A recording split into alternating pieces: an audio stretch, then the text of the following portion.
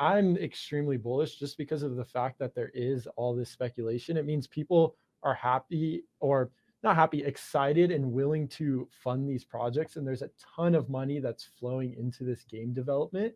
So overall, it just seems like there's a lot of talent and Mhm. capital flowing into the space, which is going to enable a lot of Oh yeah. things. Yeah, you just hit on something. So it's something Yeah. I've been thinking about. So I don't, not too long ago now, even, but like Netflix started just doing really well, and it just kept on going up, and everybody was like, "No, this is not going to be sustainable." And then people were like, "Wait, actually, people really like watching really good content." And Uh-huh. then everybody started getting in, and we saw this really amazing content boom. Like think about all the really Yeah. amazing like video movies and TV shows and other things, because we were in kind of like the weird dark ages of reality TV for a while there. But we definitely got into like a content like boom. And I think the same thing is about to happen in gaming. You have both the consumer demand, which is partly because of COVID, maybe it's part of it, but also just the next generations are just way more comfortable with just being gamers. Like Yeah. there's not a stigma. In fact, I've heard from multiple of my younger friends. I'm not Gen Z, but that they don't even represent themselves as a gamer or not. That's a weird distinction. Like everybody has some level of gaming in Yeah. them. And so that shift is kind of just making people excited to move towards there, and then all this capital. I mean, I think the I don't know, the pot is turning for just like some amazing times in gaming. Yeah. There's frictions and there's some things we have to figure out, and to protect these people. Apparently, some of the Gen Z people are like sharing private keys because they're all super excited and love sharing and stuff like that. And so there's some kinks, Yeah. in the armor there that we have to to iron out there. But yeah, we yeah. But at the end of the day, I think part of the reason why people are excited for very legitimate reasons, like again, more and more of our life is going to be digital. We're going to be you know not in like a completely unhealthy way. I know a lot of people think like, oh, crazy, like I'm not going to live my real life, but Yeah. like in a very healthy way. You can do a lot of educational stuff. You can experience things that you wouldn't really normally be able to experience in real life with a lot less danger. I mean, there's a lot of really good things about having, a healthy level of digital presence and being able to like contribute to that and have assets in that. Like makes a lot of sense. Like if that was devoid of any sort of economy as it is like today, or maybe before blockchain started coming in, that would not be a very healthy future. You would have so much consolidation of all the wealth and just the companies that are serving that, and that's a scarier future than trying to figure out how do you have people own stuff in digital spaces. To me, Yeah, yeah, I think that's very well put. And we're just in this weird growing pain phase where people are like, wait a minute, blockchain and crypto, this makes a ton of sense for hooking up gaming. And so now it's just trying to get all the cogs to actually fit in together and make it make sense, which is inherently difficult in the sense that game development is already difficult. And then yeah, throwing in this nascent space where there's still a lot of things we as crypto natives are figuring out. And then we're just really excited, like, oh, this is a massive stack that can build on this and makes a ton of sense. And then even just circling back here, I think one last thing is the fact that speculation is rampant, but if you look at a lot of diehard gamers, there are people that are willing to dump a ton of money into games on a constant this is basis. hilarious. I don't know if you saw my tweet or something, but I've not that I've not many people engage in my tweets, uh, but I was just thinking about this the other day. Like, I think that people just don't realize how much some people just spend on games. Like Yeah. when it's only going to a company, that company is just not really exactly publicizing, except for maybe in an earnings call, like how many whales they have. Like, there's literally an industry term for people who spend like six figures or above Uh-huh. on the games every year. And it's a very real thing. And now that it's just public that people are spending this much, and maybe slightly like it's not even that much more. Like I see these numbers, I'm like, man, Uh-huh. okay, fine. I mean, I've worked in mobile games and Okay. seen plenty because I worked at Unity too, as you told about. Yeah. Like that's these games, these free to play games survive on these like large payers. There's a reason why 90% of the paying player base cannot spend money and they still very profitable. It's because some people that you're seeing right now that's just now on a public ledger Yeah. are paying hundreds of thousands of dollars for content. Um, yeah, so that's part of it. Just kind of sounds that's funny, and maybe that's a healthy conversation to have with people. Like, hey, so some of your peers are spending $100,000 a games a year. Just like how it's can be kind of healthy to talk about how much you make in your job or like other things. Like that's definitely a conversation I think we should be having right now. Like this isn't actually that unique. And I think the big thing is like the idea, and even just to circle back, I definitely scrolled through your tweets, so I may have seen it, but even just growing up and seeing things like CSGO skins and League of Legends skins, like Yeah. that was a massive, like seeing that parallel, it's so obvious for someone like me who's been in gaming and been around gamers who are willing to spend on these things and also just seen it. And I think mobile games is a massive example Yeah. of that. Um, but yeah, moving forward here, I may have lost my tangent. Okay. Oh yeah, on the idea of I think blockchain makes it a little more healthy in the sense that like this value is a lot more transferable. In some cases, it gives you a lot more weight in the ecosystem of what you're actually involved in and participating in. So I think that's even just another layer on top of that, that the blockchain does make these whales a little bit more healthier. They're getting more value and more meaning out of the assets.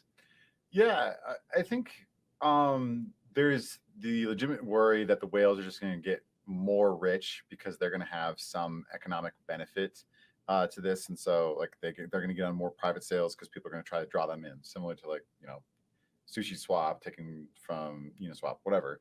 Um, and I think that is a legitimate worry in some areas, but in other areas, there's a lot more just value creation. There's more ways of getting economic benefit from these games. So like if I produce something, I'm going to get some whatever. Like certifiably, I'm going to get whatever I know by the code is going to give me. So there's no like that part of it's certifiable. So I know where if I'm putting my time, I have that expectation.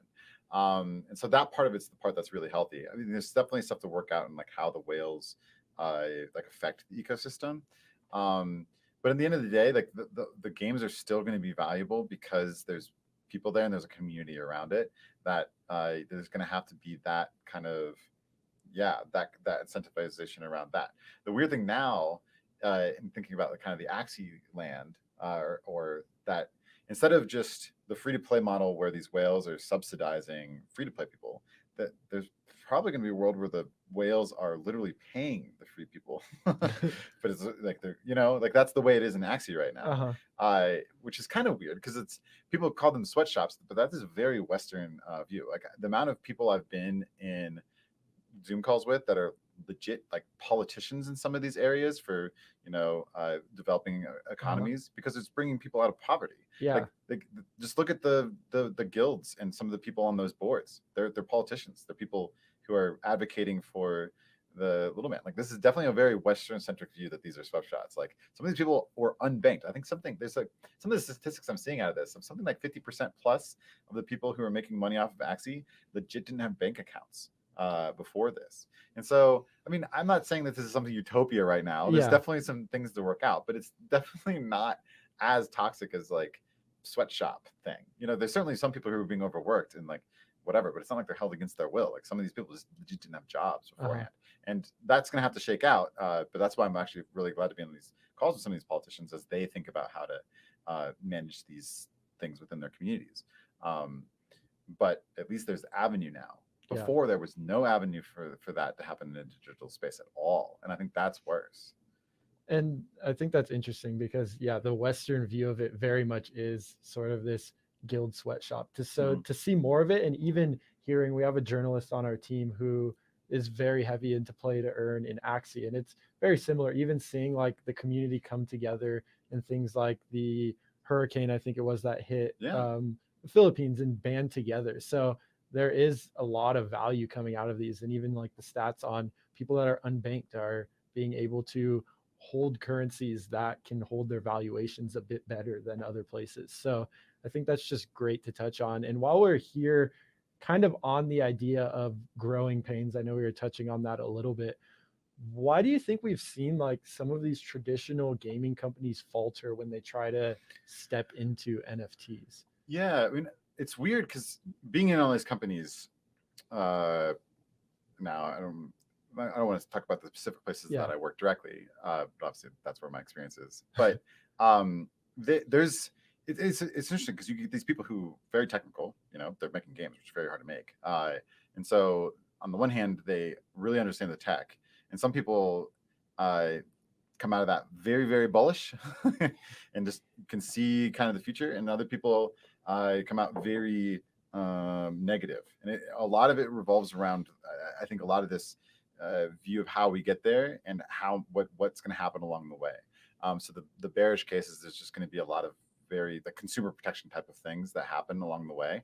So that's why I'm not even really mad about that. Like, I'm not frustrated by it. Like, I think that it's very genuine, the backlash against them. Uh-huh. Like, think there's not really like an economic incentive from most of the people who are giving backlash. So it is very genuine. And so I think for the crypto community, trying not to be like too upset with these people for being like naive or whatever it would be, because like their heart is definitely in the right place. They don't want people to get scammed. Now the conversations, well, like, what is the healthy conversation to have? I mean, I think a lot of that is really understanding their views. Like, a lot of people play games very legitimately just to not interact with the outside world. They don't want there to be an active economy. So like, a lot of people are like, why would you not want to own the thing that you want to know? I think it's the most, like, when you're deep in maxi crypto land, like, why would I no longer own my digital stuff anymore? Like, I own all this stuff I have. This is great. It's my wallet. I can send it around. This is amazing. But some people just like legitimately don't want to have any sort of financial world interact with their game experiences. They want to play tic-tac-toe, and they want to play tic-tac-toe. Like, that's the confined environment, the toy environment that they've created for themselves. And so understanding that when you're talking with them, when talking with people, that's one of their views, can really help you frame your conversation. So one of the things you could talk about is, well, maybe some of these games, just like the pay to win moved more and more to just pay for vanity.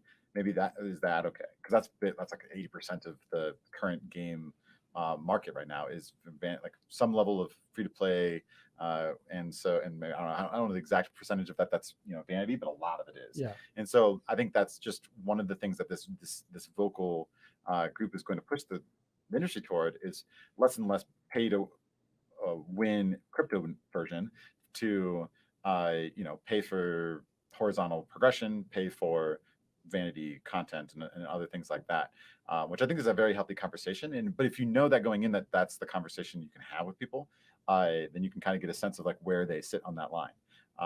But by that line, I mean like how much effect outside systems have on a game. Because it makes sense in some places. If you're making like a metaverse of like a block where it's like a retail space, I don't think anybody's like, well, you shouldn't be able to buy stuff there, because that's why it exists. Mm-hmm. And so you don't really see much dissension there. So it's really about like what kind of experiences can we create, and make sure that they see that can still exist in this NFT like GameFi land.